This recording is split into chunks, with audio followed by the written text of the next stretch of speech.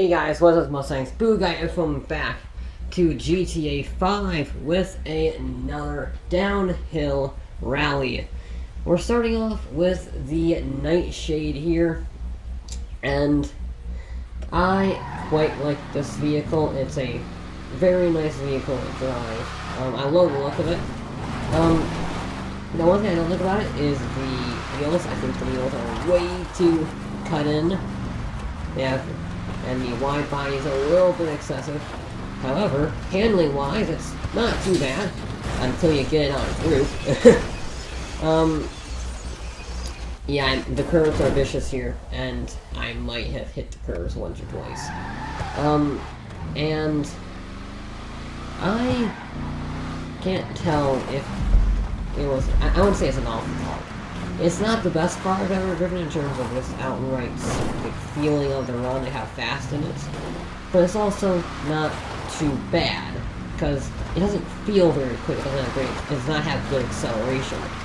However, I think considering it's a rear-wheel drive muscle car from the 70s, it handles quite well. You get a little bit of oversteer there, as you can see, but no real wheel spin. Wheel spin is not very common. Probably due to those gigantic rear tires. Yeah, it's just not very quick in accelerating, which is what muscle cars are all about. That's not the point. And I just can't tell if I like how it drives or I don't like how it drives. The brakes are pretty good though. Got stopped nice and easily up to this switchback section. Handles pretty well in the dirt.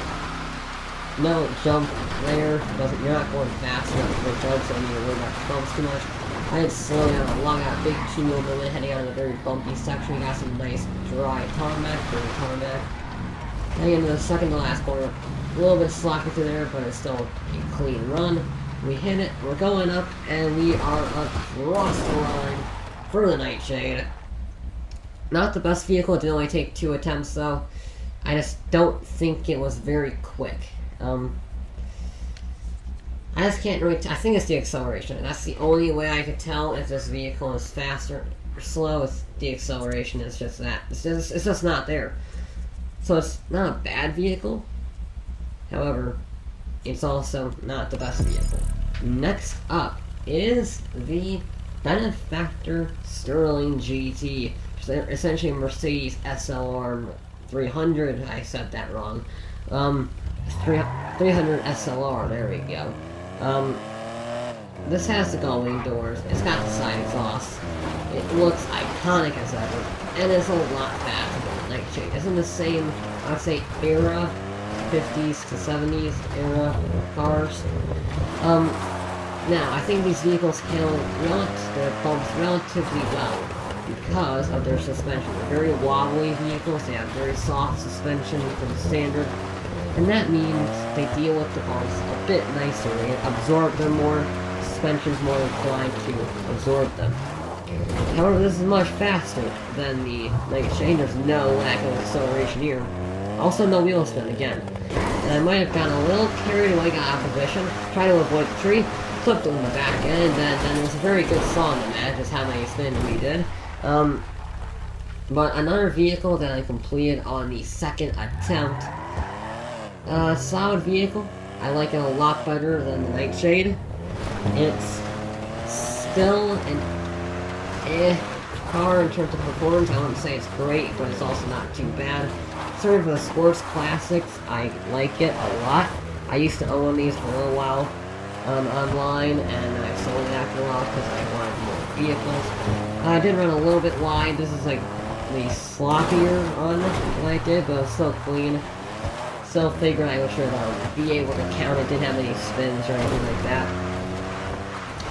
Yeah, I ran very wide in these corners, but I didn't hit the curves, which is almost good, because as seen with Nightshade, curves can roll your vehicle over very easily. Especially with the last episode with the Colosso, that rolled over all the time. Brakes were good on this, top speed is good, handling is also fairly nice through these sharp corners. We do get airtime across the jump, not very much, but still we do get some airtime. Now, I was very brave through here, very brave. Huge jump. I really shouldn't have been able to survive that. but I did, and that was a little terrifying. I combined scary with terrifying to make Terry. But yeah, it's a solid vehicle. I like the speed. I like it's not bad as a rear-wheel drive car, but it's also not the best. And my guy is dancing after driving that big bumpy section. And on to the final vehicle of the day. Yes, the XA21, the exact opposite of the old vehicles they had. This time we have a new vehicle, so it's a little bit old v new. And I quite like this car. I love it. The sound is amazing. The spoiler is active. Everything is cool. It's four-wheel drive. Has lots of power. Spits a lot of fire. It's good. And it's a lot faster, as you might expect, shocker, than the other vehicles. And that means it's a little bit easier than the mistakes. This vehicle took the longest to get down the course. It was not very easy to drive. I say it's not very easy to drive. It took the longest. It wasn't difficult. I just screwed up a lot. Like you'll see up here, I might have turned in a little too early. That's definitely not my fault. And you'll definitely notice a difference in suspension between this vehicle and the other ones. Hit a bump, get a little bit, lots of bumps, and I'm falling down. Kind of a shortcut. I could have continued on without defeating. And we don't want that now, do we? We don't want that. It's not, yeah. I'm not quite sure how to describe this car, because it's good, but it's not quite, the suspension's not quite as acclimated, I would say, to the off-road environment. The Wagner really surprised me. The Wagner is very good on the suspension front when it comes to off-roading and on this trail. This, it wasn't as bad as you would expect a supercar should be off-road. However, as you saw that first corner, it also isn't the best. I might have clipped the wall there. I could have continued again, but I thought I was backwards. My run was ruined. I wouldn't have gotten a good whack time, I guess.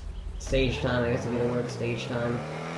So, I restarted it, and I ran very wide. I did that a few times with this car, just running wide. It's not the easiest thing. The brakes aren't as good on dirt. The brakes do kind of struggle with this vehicle when you're driving it on dirt. I'm not saying they're bad. I quite like the vehicle and driving. I did a review on it a little bit ago. But it's the brakes on dirt. It doesn't stop. It doesn't stop quite as well as you would expect from the speed, and it has a lot of speed. You would think, and that would be expected. That would be expected not being able to stop quite as quickly on dirt, which has caught me out a few times on this run. And this one was going very, very nicely. I was really liking how it was going. We got a massive amount of airtime. I was a little brave to do it. Got a big fling up, and then I was an absolute idiot. Outbreak myself, and I met a wall in my face. So that was a little embarrassing and annoying because I was at the very last two corners. But this is the completed run.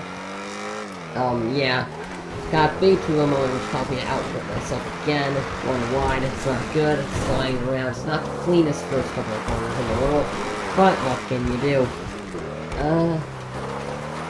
Yeah, there's just not much more to say. It's a overall solid vehicle, but has some faults with the off-road. It is four-wheel drive, which is very handy for this manual three-wheel drive.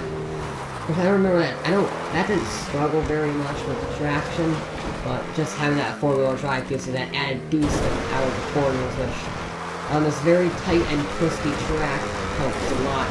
And considering I did cut the corner a little bit there, but since it was out of control and I didn't really get much of an advantage from it, I counted it anyway. Now I did not want to be quite as brave as the Sterling of the last one, so I went a little bit cautiously around there. I braked, didn't hit the wall on the side of the last corner, heading around the last corner now. All we need to do is to jump, and we are across the line with the Ocelot. And on to the times. And unsurprisingly, in last place, we have the Nightshade of the 128.17. Not very fast, kind of struggled, a little expected. 14th place will be the Sterling GT Again, rather expected. Not too shabby around the Z-type area. And finally, in second place is the XA21.